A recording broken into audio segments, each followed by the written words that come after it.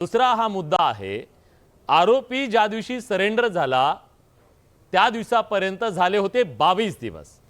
आता 22 दिवस आरोपी इतक्या सगळ्या सीआयडीच्या टीमला, इतक्या सगळ्या हजारो पोलिसांना 22 दिवस सापडत नाही। तो त्यांनी सांगितलेल्या वेळेला, त्याने सांगितलेल्या दिवसाला येतो, हजर राहतो। सवाल विचारला जातो विरोधकांकडून, तुमचे पोलीस आणि सीआयडी काय करतायत, काय करत होते 22 दिवस? काय आहे की याच्यामध्ये थोडंसं विलासजी काही गोष्टीचं क्लेरिफिकेशन पण दिलं पाहिजे। बर, सुरुवातीला जे संतोष देशमुख गेल्याच्या नंतर त्या ठिकाणी मोठा रास्ता रोको झाला। त्या रास्ता रोको मध्ये एक जणांनी मागणी केली की सीआयडी चौकशी झाली पाहिजे, दुसऱ्याने मागणी केली सीआयडी चौकशी झाली पाहिजे, तिसऱ्याने मागणी केली सीआयडी चौकशी। मी एकमेव असा व्यक्ती होतो की मी ज्यावेळेस मस्साजोगला पोहोचलो त्या दिवशी मी स्टेटमेंट केलं होतं की सीआयडी चौकशीची गरज नाही, सीआयडीकडे हे प्रकरण जाऊन देऊ नका, याच्याऐवजी एसआयटी स्थापन करून, आणि ती एसआयटी सुद्धा त्यावेळेस मी पहिल्या दिवशी मागणी ही जिल्हा स्तरावरची एसआयटी करा अशा प्रकारची मागणी त्या ठिकाणी केली होती।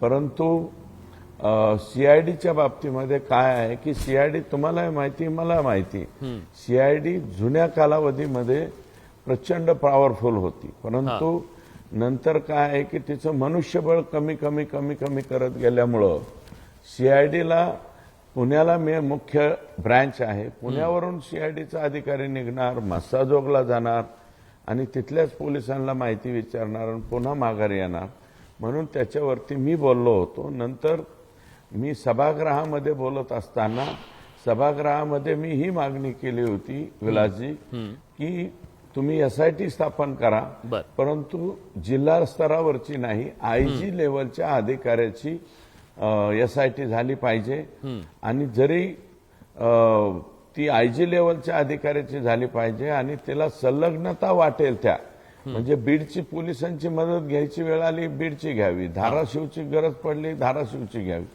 म्हणजे राज्य स्तरावरच्या सगळ्या पोलिसांची मदत त्यांना घेता यावी।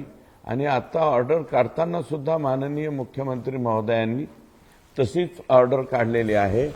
तेली साहेब म्हणून आयजी आहेत, त्यांच्या अध्यक्षतेखाली ही समिती नेमली, खाली 9 लोक त्याच्यामध्ये घेतलेले आहेत, आणि ही एसआयटी आता फर्म होणं, तिची ऑर्डर निघणं, याला काही कालावधी निश्चितपणे त्या ठिकाणी गेलेला आहे।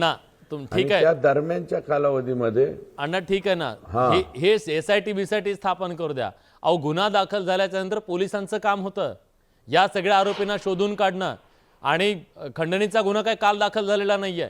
24 दिवस झाले, 24 दिवस झाले, मुख्य आरोपी सुदर्शन घुले 24 दिवसापासून आज सापडत नाहीये।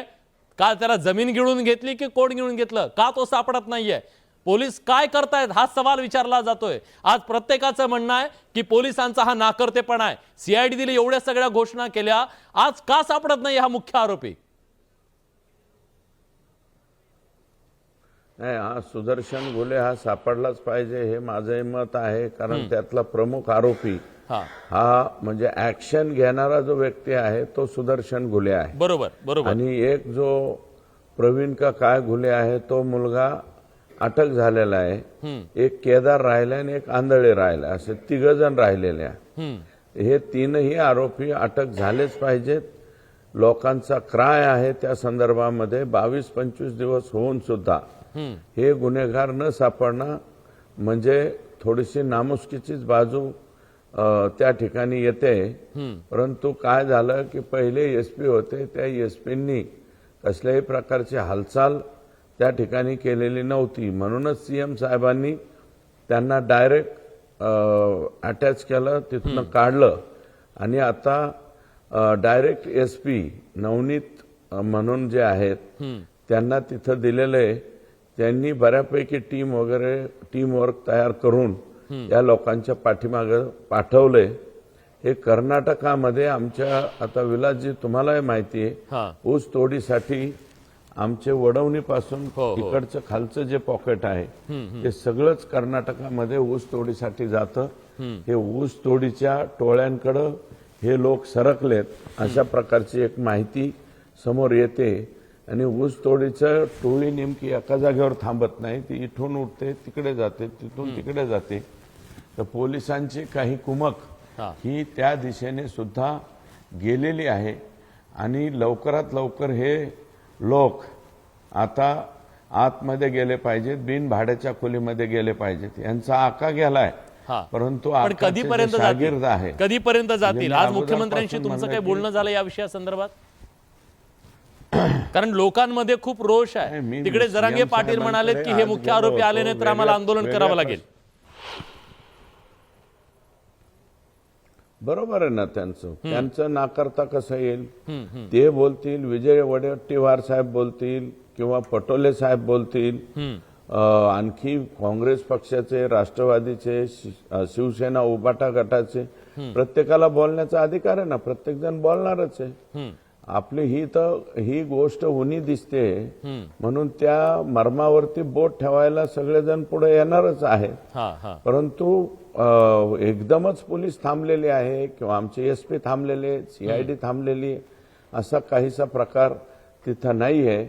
परंतु हे जरा सराईत पैकी हा जो सुदर्शन घुले आहे, हा म्हणजे सुदर्शन घुले हा जरा सराईत गुन्हेगार आहे अशी माहिती मला सुद्धा मिळाली. अनेक लोकांचे हातपाय तोडणे, मोडणे असे बरेच गुन्हे यांच्यावरती ऑलरेडी आहेत. आणि हे असे सगळे लाडके जे आहेत ते आकाचे लाडके होते. मी फक्त त्याच्याबद्दलचं ग्राफिक्स दाखवतो. आमच्याकडे काही माहिती आलेली आहे ती दाखवतो अण्णा, आणि आपण पुन्हा त्याच्यावरती बोलूया. हे जे आता 3 प्रमुख आरोपी आहेत त्याच्याबद्दलची काही माहिती आपल्याकडे आली आहे, आपण प्रेक्षकांना एकदा दाखवूया, पुन्हा मी चर्चेला येतो. मूलतः हे 3 आरोपी आता फरार घोषित करण्यात आलेले आहेत. आणि हे फरार आरोपी कोण कोण आहेत बघा. याच्यामध्ये मुख्य आरोपी जो मारेकरी म्हणून ओळखला जातो तो सुदर्शन घुले आहे, आणि त्याचे साथीदार सुद्धा याच्या सोबत आहेत. बघूया आपण. या फरार आरोपींमध्ये हा आहे सुदर्शन चंद्रभान घुले, वय वर्ष 26, आणि हा गुन्हेगारी प्रवृत्तीचा, याच्या आधी सुद्धा त्याने गुन्हे केलेले आहेत, अनेक गंभीर गुन्हे त्याच्यावरती होते. कृष्णा शामराव आंधळे, वय वर्ष 30, हा सुद्धा त्याच्यासोबत साथीदार आहे, तोही फरार आहे. आणि तिसरा आरोपी बघा, सुधीर ज्ञानोबा सांगळे, वय वर्ष 23, हा सुद्धा फरार आहे. या 3 आरोपी हे प्रमुख आरोपी आहेत, आणि या आरोपींना तातडीने अटक करा, कारण 25 दिवस झाले हे सापडलेले नाहीयेत. त्यामुळे रोष आहे. 25 दिवसापासून हे 3 आरोपी फरार आहेत. आणखीन धक्कादायक गोष्ट यातून काय समोर आली आहे बघा. या आरोपींना पकडण्यात अपयश सीआयडीला पण आलं, पोलिसांना पण आलं. त्यामुळे या पोलिसांच्या कार्यक्षमतेवरती प्रश्नचिन्ह निर्माण केलं जात आहे. काय करतायत पोलिस हा सवाल विचारला जातोय. प्रश्न हा सुद्धा आहे. सीआयडीची 9 पथकं आहेत आणि त्या 150 जणांच्या टीम आहेत. या टीम यांचा शोध घेत आहेत. कुठे शोध घेत आहेत बघा. आता सुरेशांना सांगितलं त्याप्रमाणे विविध राज्यासह विशेषतः कर्नाटक मध्ये जे ऊसतोड कामगारांच्या टोळ्या आहेत त्यांच्यामध्ये ते जाऊन सामील झालेले आहेत का. मध्य प्रदेश आहे, उत्तर प्रदेश आहे, राजस्थान आहे, खाली तामिळनाडू आहे, आंध्र प्रदेश आहे, या सगळ्या राज्यांमध्ये त्याचा शोध घेतला जातोय या आरोपींचा. त्यानंतर आणखीन एक गोष्ट समोर आली आहे की हा सराईत गुन्हेगार सुदर्शन घुले एकदा नेपाळला गेल्याची नोंद सुद्धा आहे. म्हणजे तो याआधी सुद्धा एका गुन्ह्यामध्ये नेपाळला जाऊन आलेला आहे अशी नोंद आहे. त्यामुळे पोलीस त्याचा नेपाळच्या तो पळून गेला असावा का असा संशय सुद्धा व्यक्त केला जातोय. बघा की घुले नेपाळला जाऊन लपल्याचा संशय आहे. त्यामुळे आता नेपाळच्या तिथे सुद्धा त्याचा शोध घेतला जातोय आणि ही बाब आता महत्त्वाची आहे. पण सवाल पुन्हा तोच आहे. 25 दिवस झालेत, 25 दिवस झाले पण तरी सुद्धा आरोपी सापडलेले नाहीयेत.